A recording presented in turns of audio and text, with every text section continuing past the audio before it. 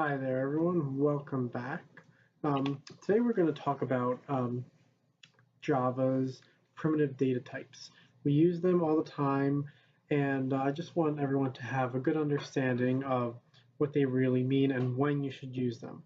So let's start with a byte. So a byte is a data type. We're going to have to just give it a name so we can talk about it. Let's call it byte A. So what is byte? A byte data type is an 8-bit signed 2's complement integer. So what's that actually mean? It means that it has a minimum value of -128 and a maximum value of 127, including those numbers. The byte data can be useful for saving memory in large arrays. Where the memory savings actually matter. They can also be used in place of an int, where their limits can help clarify your code.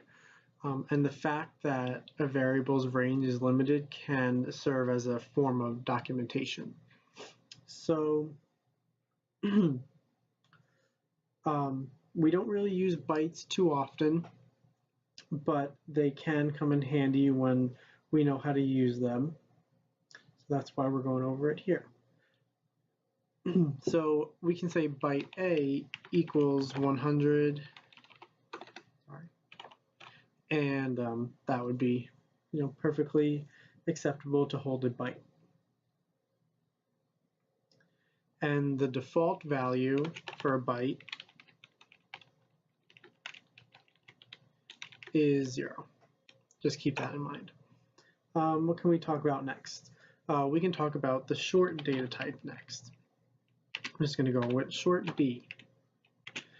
And the short data type is a 16-bit integer, or sorry, 2's complement integer.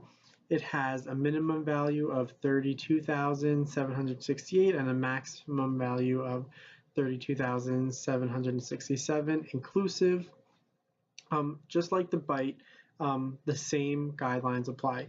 You can use a short to save memory in large arrays in situation where the memory savings is important. Just like a byte, a short default value is 0. So why don't we go ahead and give this a value, and we said that it is can go down to -32,768. So let's just give this a value of 32,000. And that is perfectly acceptable for a short. We would not want to go over that because it wouldn't fit. There's just not enough memory allocation to hold a bigger number than -32,768 or 32,767. So the next form we run into, which is quite common, is an int. And we're just going to call it int c. We'll keep with our naming. And what is an integer? It's a 32-bit. So it has a minimum value of -2 to the 31st and a maximum value of 2 to the 31st.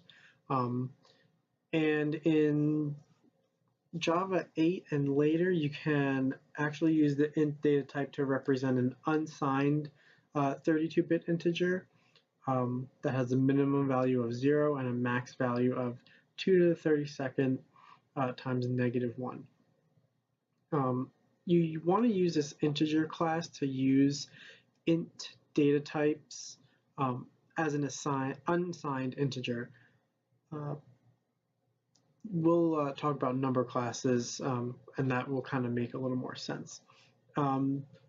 So static methods like compare unsigned or divide unsigned, which are in the math class, have been added to the integer class, so we can support unsigned operations. So we can say int c equals 1, and That is perfectly acceptable.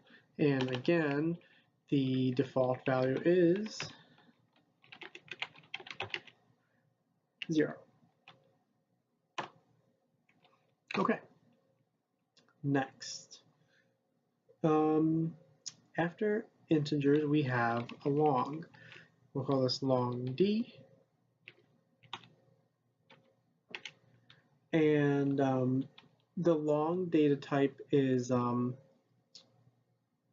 used for a minimum value of -2 to the 63rd and a maximum value of 2 to the 63rd times -1. So it uses a long data type to represent an unsigned 64-bit long. The way we use a long is kind of strange because what we really want to use a long for is to separate groups of digits in numeric literals, and this helps you improve the readability of your score. So say you had a credit card and the credit card number was 1, 2, 3, 4, 5, 6, 7, 8, 9. That could get kind of hard to read if you've been poring over lines of code for quite some time. So the same could go if you had a social security number. That's 1, 2, 3, 4, 5, 6, 7, 8, 9. That is the actual length of a social security number. But we would like to make it easier to read, so we can separate these into what we call like these groups of numeric literals.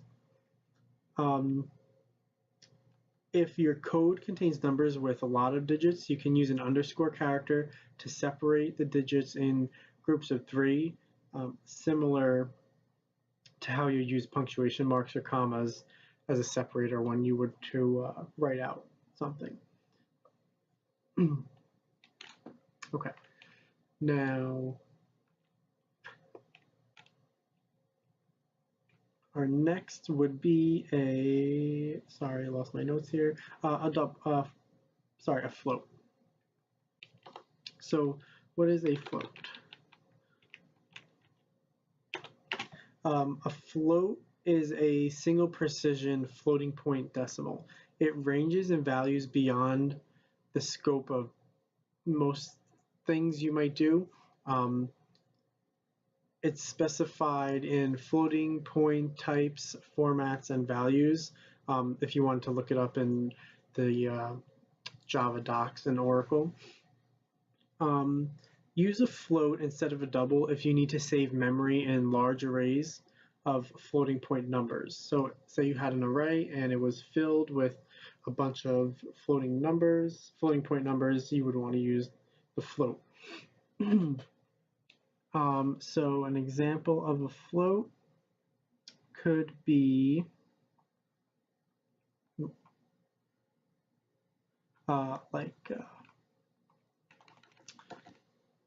float e equals 1.234 E2. That is, sorry, F. That could be an acceptable value as a float. This F denotes just that a floating point that ends with the letter F. Otherwise, its type is a double and can optionally end with a D. So, but we're specifying a float, so we need to put F at the end. So next we have a double. We saw in the last video we were using doubles. So a double is like a decimal. So we'll just go right through that. We'll say double F equals 1.2. Okay. And next we have a Boolean. Sorry, Boolean. A Boolean is just either true or false. So what does that mean? A Boolean can just have a true value, okay, or a Boolean can have a false value. The default value is false.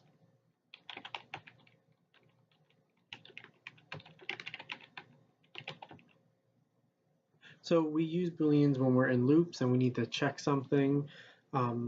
If we want to keep track and check something in a loop, did the user continue to say yes or input a number or input something?